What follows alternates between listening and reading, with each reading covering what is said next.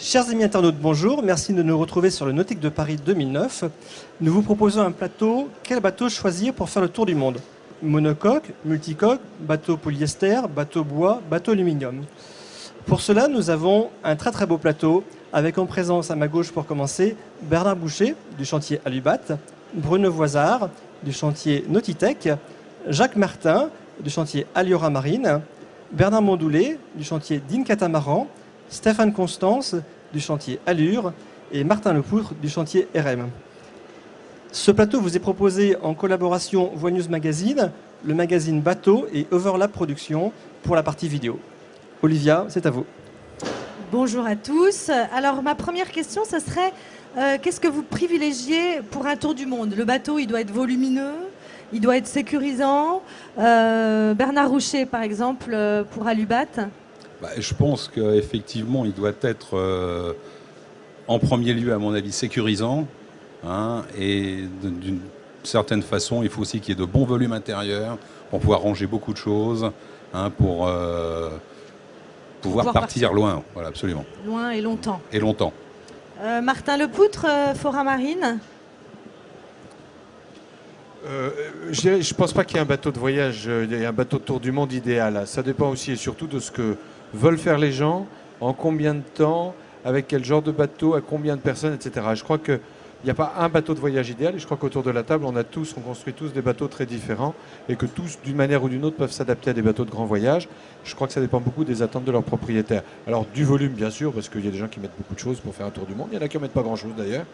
Un bateau sécurisant, je dirais c'est presque un pléonasme, parce que si un bateau n'est pas sûr, il vaut mieux surtout pas partir pour une grande croisière. Donc il faut un bateau sûr, ça c'est évident. Et alors après, est-ce qu'il faut un dériveur, un catamaran, un quillard, un bateau lourd, un déplacement léger, un bateau lent, un bateau rapide, un bateau spacieux, etc. C'est là où je crois que chacun donnera son avis. Je suis d'accord avec vous, mais il y a quand même une petite question qui se pose, c'est qu'il y a beaucoup de bateaux de série aujourd'hui qui ont des cockpits assez hauts sur l'eau, peu profonds. Il y a des gréements très différents, donc je pense qu'il y a quand même un point commun avec ces bateaux qui sont faits pour partir loin et longtemps, ne serait-ce qu'au niveau du plan de pont. Qu'est-ce que vous en pensez, Jacques Martin de chez Aliora, par exemple? Pour un catamaran, il n'y a pas une règle qui dicte un peu un bateau de grand voyage? Non, il n'y a pas de règle. Je suis assez d'accord avec mes précédents interlocuteurs. Effectivement, ça dépend de ce qu'on veut faire, de ce qu'on veut mettre. Le catamaran a l'avantage d'avoir énormément de place lorsqu'on ne navigue pas. En fait, c'est un petit peu ça la différentielle, c'est-à-dire que le temps de navigation par rapport au temps réservé aux escales, on considère que sur un tour du monde, il est quand même beaucoup plus long en arrêt qu'en navigation réelle. Et effectivement, là, le catamaran a une espèce d'avantage de surface et de temps de vie, et que c'est très important. Il se trouve que moi je suis un petit peu dans une position ambiguë ici, puisqu'on fait également des monocoques. Je crois qu'il en faut pour tous les goûts, et Martin Lepoutre vient de le dire à l'instant. On ne peut pas définir ce que veulent les gens, et ni leur attente. On fait également, nous, des monocoques, des riveurs, pour toutes ces raisons de tour du monde, où les gens ne vont pas forcément non plus dans les mêmes endroits. Alors vous avez raison, les questions sont vagues. Je suis assez d'accord aussi avec M. Roucher, c'est-à-dire que c'est vraiment à chacun de se déterminer en fonction de ses goûts. Nous, on a la chance d'avoir les deux facettes. Le catamaran, énormément de rangements et autres. Je suis d'accord par contre avec les deux intervenants précédents en disant d'abord les bateaux doivent être sécurisants. Ça, c'est la première chose. Et derrière, effectivement, on peut loger beaucoup de choses ou peu de choses en fonction des goûts perso. Un espace à vivre fantastique sur les catamarans à l'arrêt.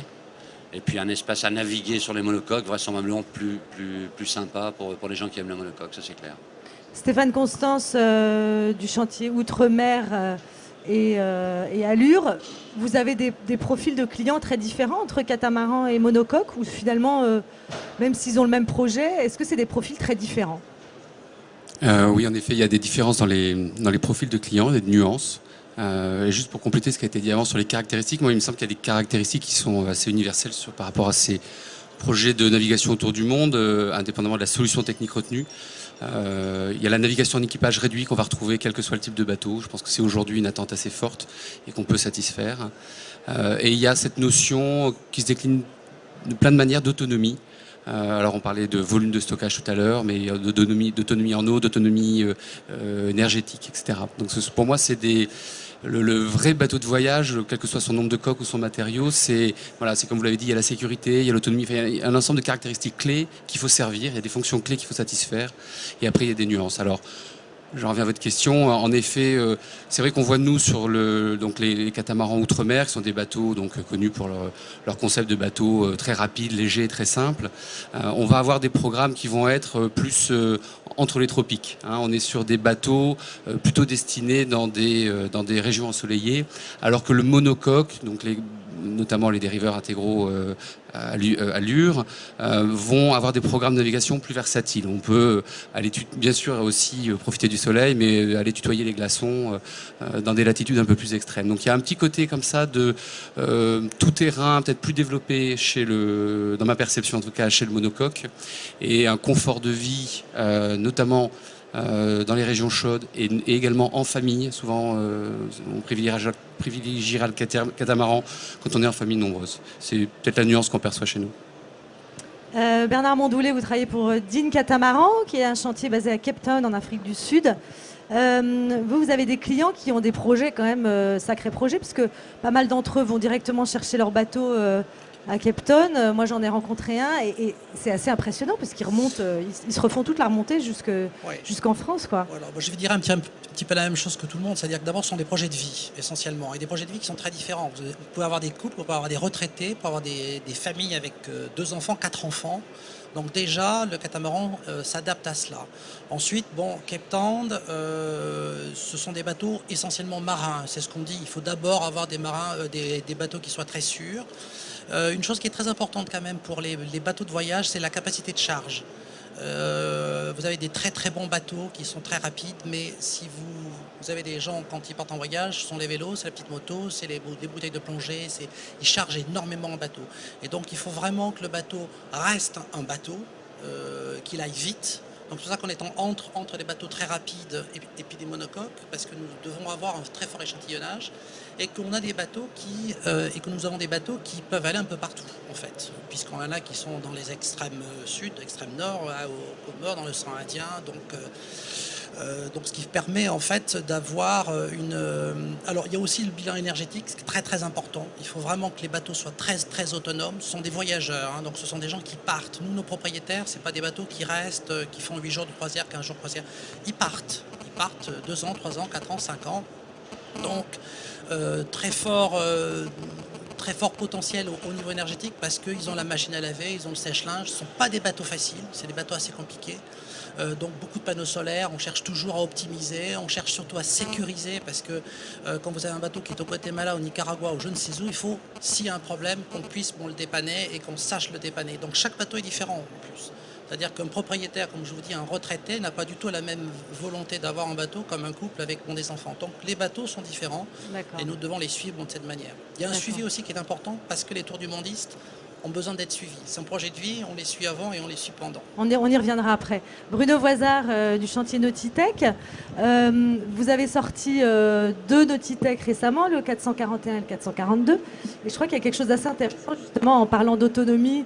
Il y a un récupérateur d'eau sur le roof. Vous pouvez nous en parler un petit peu plus ? Oui, alors c'est le constat, ce que tu disais juste à l'instant, c'est qu'en fait on suit nos clients et en recevant des photos assez ahurissantes de récupérateurs d'eau bricolés dans les e-bags et autres, je me suis dit le prochain bateau, il faut que j'industrialise le système.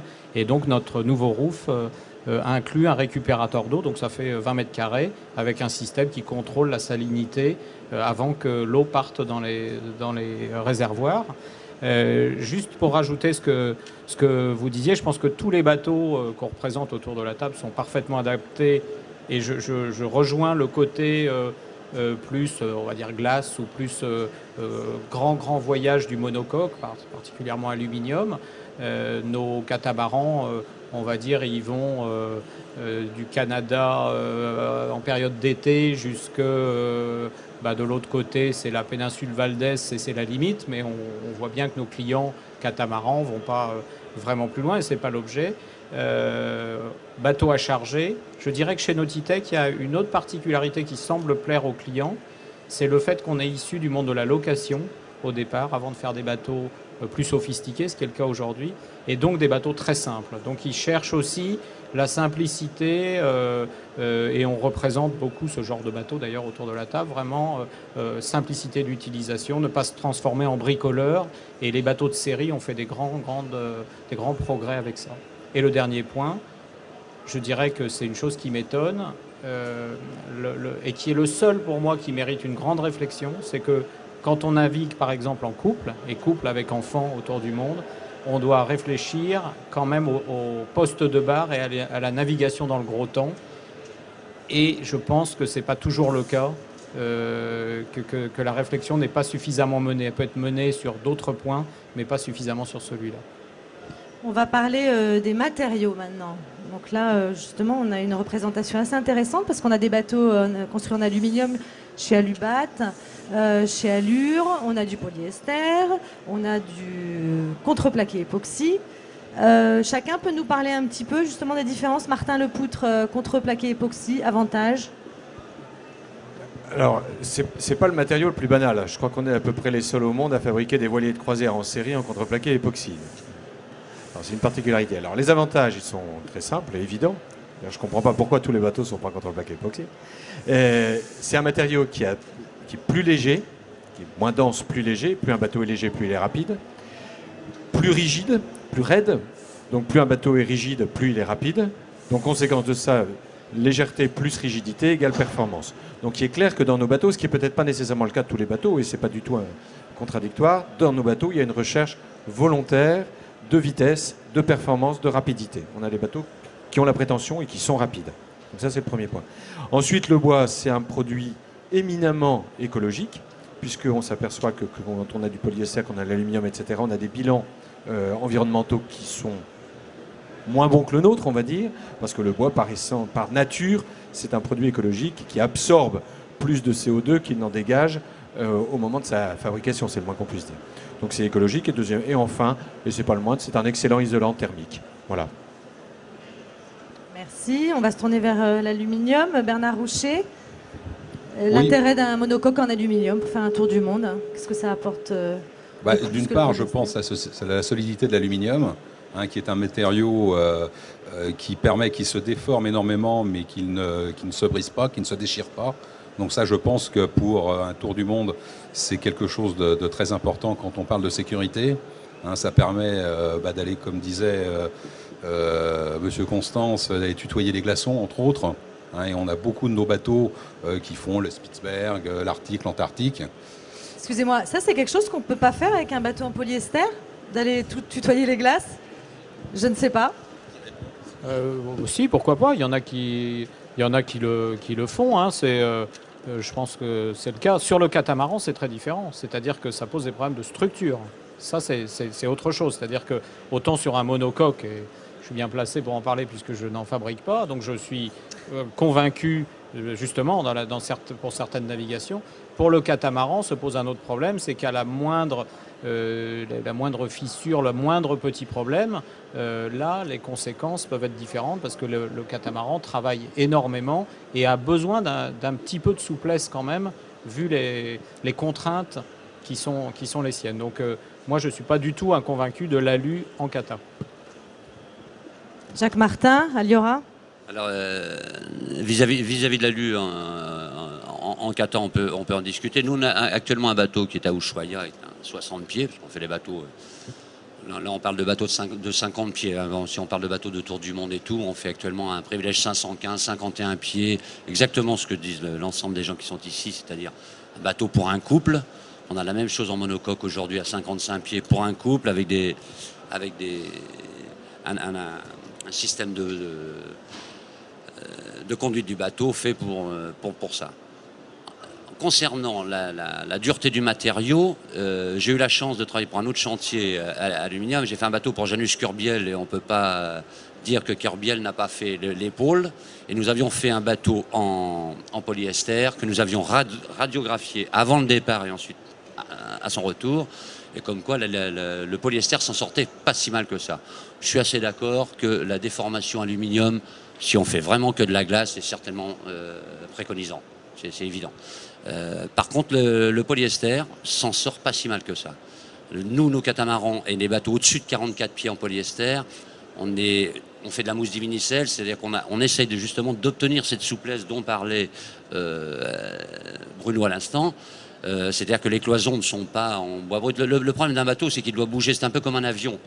Lorsqu'on met ses bagages dans le coffre à bagages d'un avion, on s'aperçoit que ça se déforme. En fait, le bateau, c'est exactement le même problème.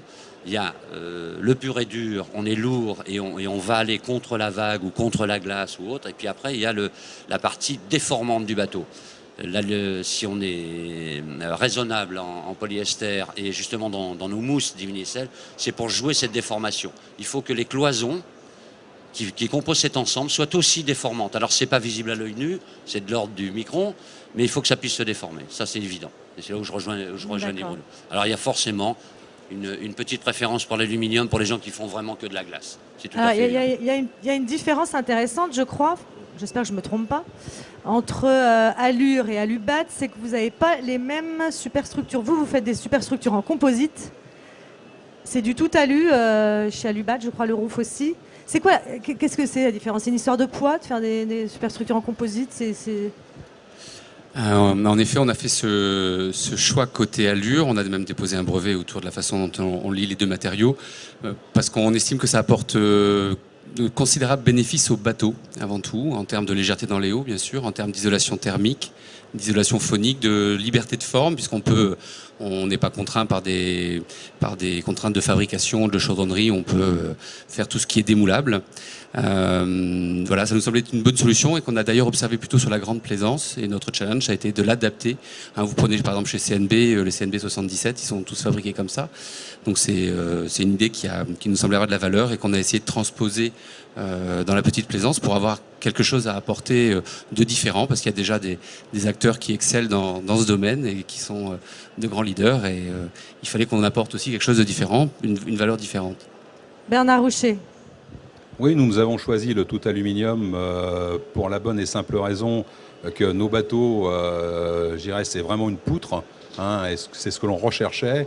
Il n'y a pas de contrainte, je dirais, de différence de matériaux, donc de contrainte entre ces deux matériaux. Donc après, je dirais, c'est un choix. Pourquoi pas? En termes d'isolation, je pense qu'on peut, sur un roof, sur un bateau tout alu, isoler aussi bien. Donc, je pense qu'après, c'est vraiment le choix de la clientèle de savoir si c'est du tout alu ou un peu du mixte, comme le dit Stéphane Constance. C'est vraiment un choix. D'accord. Maintenant, on va parler de relations avec la clientèle, parce que c'est quand même une clientèle particulière qui a un projet de longue date, donc c'est important pour eux de suivre la fabrication de leur bateau. J'imagine qu'ils ont des demandes un peu spécifiques. Est-ce que vous pouvez répondre à tout ou c'est un peu compliqué, Bruno Voisard, par exemple? Nous, c'est une clientèle qu'on a découvert il y a 3 ans. On vendait beaucoup au loueur, même 100% au loueur il y a encore 3 ans. Et donc, il a fallu s'adapter, c'est-à-dire temps de préparation, alors ou La Rochelle ou dans le Midi, c'est-à-dire que les bateaux partent pas tout de suite. Il y a besoin d'aider à la préparation du bateau. Et puis après, le support dans les navigations, on s'appuie beaucoup justement sur notre réseau de loueurs pour que les propriétaires aient des points de passage s'ils le souhaitent. Mais on s'aperçoit qu'il y a vraiment une suite importante à donner. C'est ce qu'attendent les propriétaires. Oui. Martin Lepoutre, vous avez des propriétaires qui sont en grande croisière en ce moment? À l'instant où je vous parle, oui. Oui, des projets, il y en a. Des gens à l'instant en grande croisière, je pense au moins 1 ou 2, mais il y en a certainement d'autres qui ne me viennent pas à l'esprit, il y en a. Oui, tout à fait. Et votre question, c'était est-ce qu'il faut répondre à toutes leurs demandes? J'ai envie, de façon un peu provocatrice, de dire surtout pas. Parce que je crois qu'il faut les accompagner, comme dit Bruno, dans leurs projets. Mais on voit parfois, pas toujours, mais on voit parfois arriver des listes, des cahiers des charges qu'on peut comprendre, mais qui ne sont pas nécessairement les meilleurs en définitive. Un bateau, c'est pas fait pour être surchargé, c'est pas fait pour être suréquipé, c'est pas fait pour être transformé en porte-avions. Un bateau, c'est d'abord un voilier qui doit naviguer dans des bonnes conditions de sécurité. Alors on les accompagne. C'est pas toujours facile. Bernard Mondoulet, est-ce qu'il y a eu des clients qui vous ont demandé des choses impossibles? Oui, nous, on est un peu particulier parce qu'on ne fait que des bateaux de propriétaires et de tour du mondiste. Donc, on a cette facilité, cette souplesse du chantier qui écoute beaucoup, qui passe beaucoup de temps avec les propriétaires. Comme je vous disais, les projets sont tous différents. Donc, Alors bien entendu, il y a un accompagnement avant, pendant, après. C'est une gestation qui est assez longue. On les conseille beaucoup parce que c'est vrai qu'ils partent avec des idées préconçues. Ils sont allés voir le dernier salon, ils sont allés voir les dernières nouveautés. On leur dit attention, les nouveautés, ça veut dire qu'il faut tester. On a besoin de matériels qui sont testés. On a besoin de ne pas trouver les dernières nouveautés qui sont absolument superfétatoires par rapport à un bateau. Donc il y a un accompagnement. C'est vrai quand même que les gens qui viennent nous voir sont des gens qui ont déjà fait une très grosse démarche et ont vraiment cherché.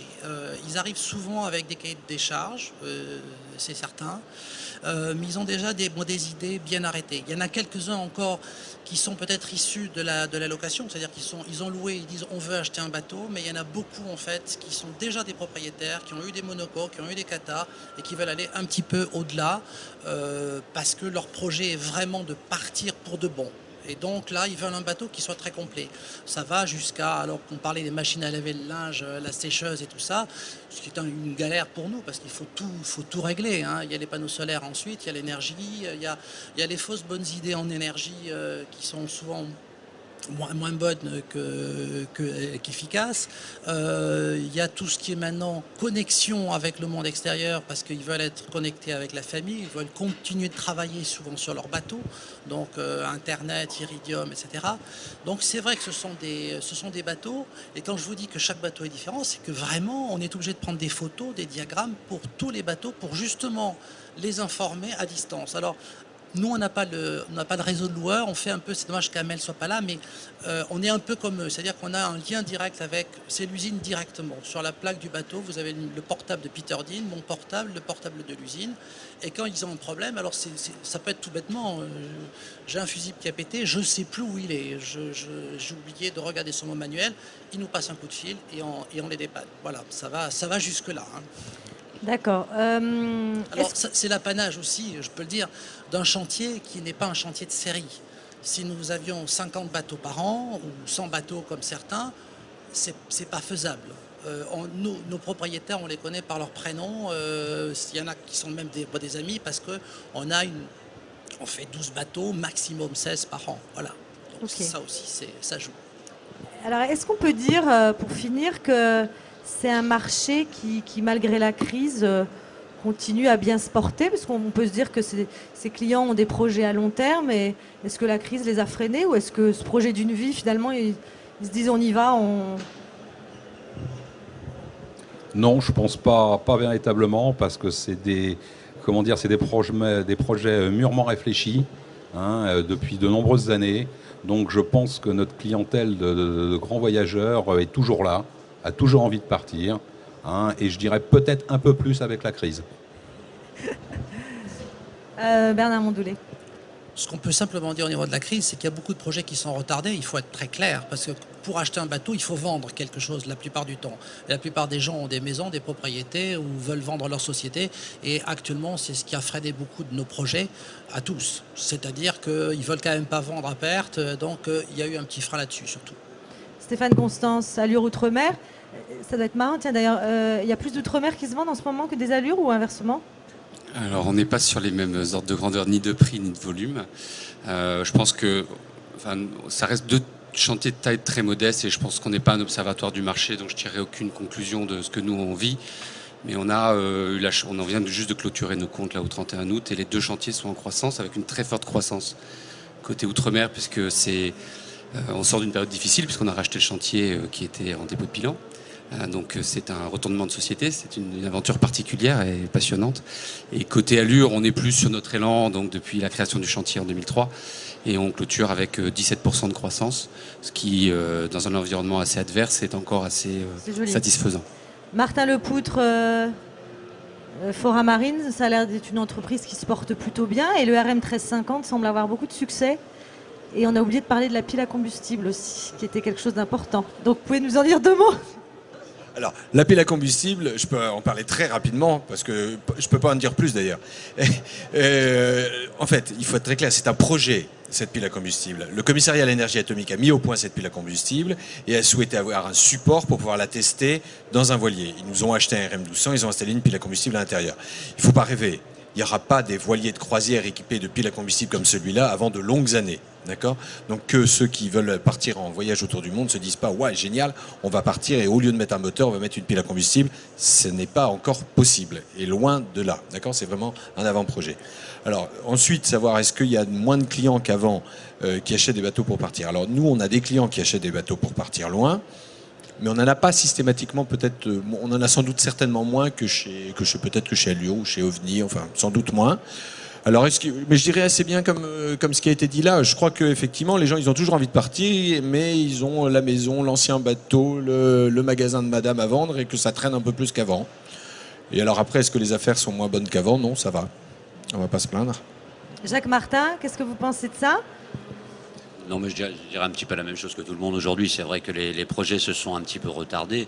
Bon, pour revenir sur ce qui se disait avant, nous, la plupart de notre clientèle, en fait, et partant, on fait très très peu de bateaux de location. Nous, l'ensemble de nos clients sont des bateaux sont des gens qui partent loin. Donc, ils ont forcément ces projets. Ces projets sont pas neufs.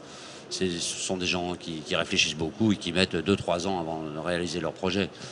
Et pour revenir à ce que disaient nos précédents interlocuteurs, c'est effectivement, pour partir, il faut des matériaux. On ne part pas au hasard. Je voulais rebondir sur la pile. Effectivement, il faut des matériaux qui soient déjà reconnus, présents dans le monde entier. Nous, on a un peu plus de chance de faire ça depuis tout le temps pour des bateaux de grande navigation. La plupart de nos bateaux aujourd'hui sont en Australie, à Ushuaia. On a énormément de bateaux autour du monde aujourd'hui. Et c'est vrai qu'on ne joue pas avec des matériaux limites. Il faut déjà des matériaux reconnus dans le monde entier, tout simplement pour avoir les pièces détachées ou des choses comme ça. Ouais. En revenir aujourd'hui en disant, y a-t-il plus de gens qui partent aujourd'hui ou pas ? On est quand même en crise. Il est évident que le carnet de commandes s'est un petit peu calmé et que les gens reportent légèrement leurs projets.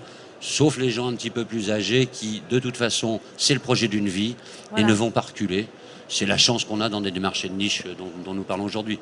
C'est vraiment un vrai projet et il est pas, ça se fait pas en 6 mois. Et Bruno Voisard. Et alors ceux qui partent avec des enfants, et en particulier ceux qui font l'école à bord grâce à cette merveilleuse institution française, le CNED. Et donc ça veut dire que là, on sait exactement leur mois de départ, puisqu'en général, les parents ne souhaitent pas faire l'école après la seconde, parce que ça devient autre chose où il faut être enseignant soi-même. Voilà, donc souvent, on a des dates vraiment très, très concrètes. Bien, merci à tous et puis bonne continuation sur le Nautique 2009. Merci, au revoir.